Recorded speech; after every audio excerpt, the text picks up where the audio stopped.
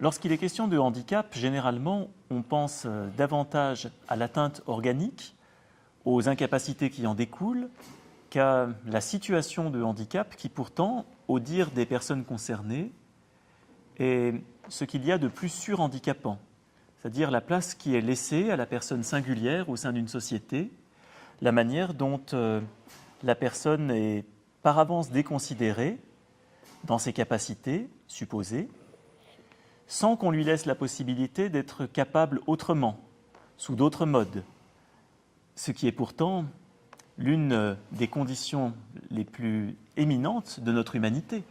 Nous ne sommes jamais tant humains que lorsque nous arrivons à trouver d'autres manières d'être, de nous exprimer, d'autres façons de manifester ce que nous sommes, que des modes d'action, de pensée, dictés par notre environnement social, par notre éducation.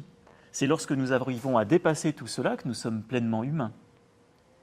Et même on pourrait dire que le vivant tout entier, si on se réfère à un auteur comme Georges Canguilhem dans Le normal et le pathologique, le vivant tout entier a cette capacité de créer ses propres normes, cette capacité qu'il appelle la normativité. Faire craquer les normes telles qu'elles existent au sein du vivant, c'est-à-dire des règles de fonctionnement, pour aller au-delà de règles de fonctionnement ordinaires et innover, créer de la nouveauté. Alors ça peut être à l'échelle des espèces, ça peut être à l'échelle de l'individu, et ça peut être à l'échelle de l'individualité humaine, avec ce qu'elle a de plus fort, à savoir sa capacité de création psychique. Et il me semble que le handicap est un très bon exemple pour réfléchir à notre humanité partagée, parce que c'est dans la situation de handicap que l'on voit le plus nettement ces normes craquer, se fendiller, pour s'ouvrir vers d'autres normes possibles, propres à l'individu. Et moi, j'ai envie de renverser la question. C'est quoi être normal? Qui décide de ce qui entre dans la norme et de ce qui n'y entre pas? En fait, toute norme est dictée par une majorité. Sort de la norme tout ce qui est dans la minorité. Ethnique, physique, social. Peu importe.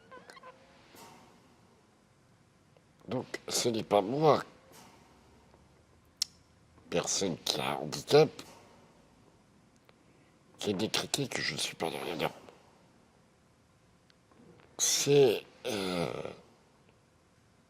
une majorité qui a décrété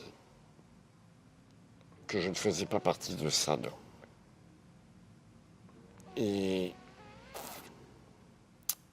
ça a pour but une dépendance psychologique plus ou moins contraignante, plus ou moins stigmatisante de la personne hors norme. Tu veux dire que la personne hors norme a tendance à intérioriser la manière dont on l'aperçoit, cette stigmatisation, et qu'elle peut retourner contre elle-même ce jugement en se l'appropriant Oui, malheureusement. parce que c'est une injonction sociale. C'est une injonction culturelle et c'est une injonction religieuse. Derrière cette intériorisation, il y a 3 types d'injonctions. Constamment. Et en fait, être autonome, être soi,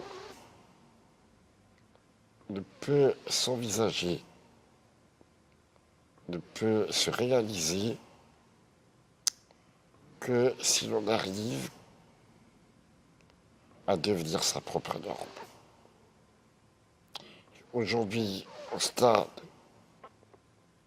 où j'en suis de ma maturation et de ma maturité, je peux dire, je peux affirmer que je suis ma propre norme parce que je m'en fous des normes.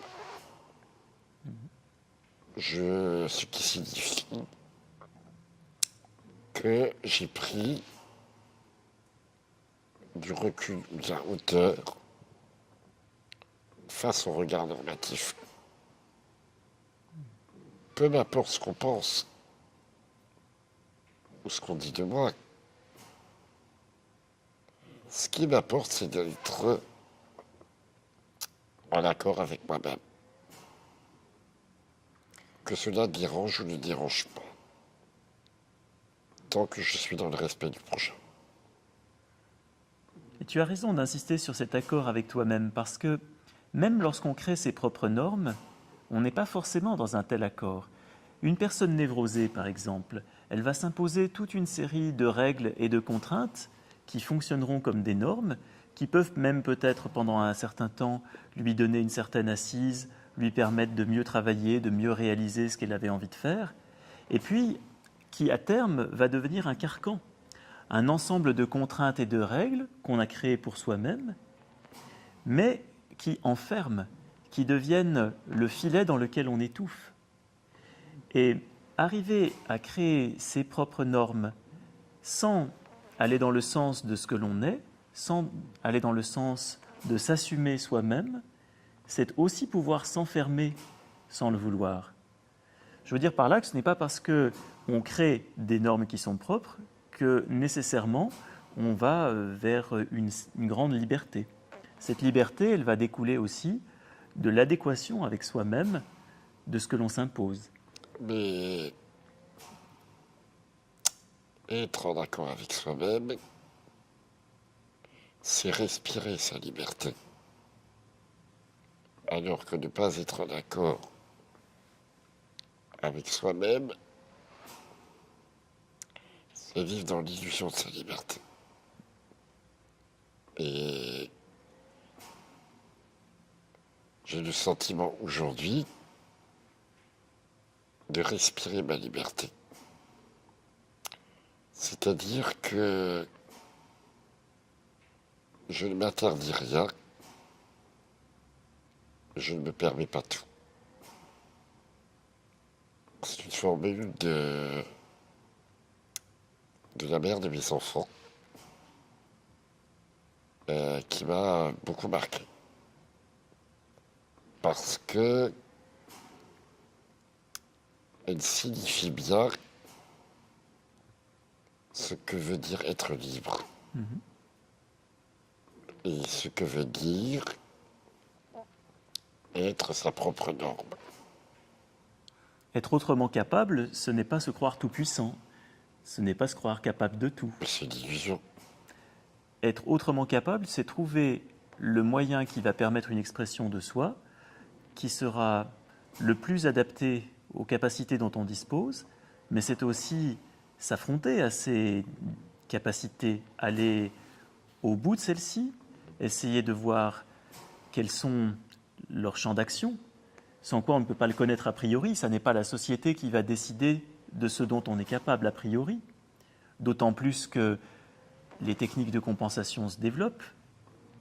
J'en prends pour exemple ton ordinateur qui te permet d'écrire par la reconnaissance vocale. Cet ensemble de techniques, cet ensemble d'aides humaines dont tu disposes aujourd'hui grâce notamment à l'action politique qui a été la tienne, c'est ce qui permet aussi de déployer ce que tu es au sein d'un contexte. Et c'est en utilisant ce contexte au mieux que tu parviens à exprimer pleinement cette capacité d'être capable de manière différente. Mais être autrement capable ne signifie pas forcément être vraiment libre. On peut avoir des capacités sans avoir de liberté. Comme on peut avoir des libertés en ayant très peu de capacités. Je pense que tout est relatif dans la vie. et que tout est très subjectif. C'est-à-dire que, en fait, être sa propre norme, est-ce que finalement, ce n'est pas être en accord avec sa subjectivité? Mais cette subjectivité, elle s'appuie aussi sur un environnement humain. Ce n'est pas un individualisme que tu prônes ici. Ah, tout à fait. Je m'inscris dans un tout. En fait, je suis une totalité inscrite dans un tout. Et je ne peux pas me dissocier de ce tout. Sinon, je suis asocial.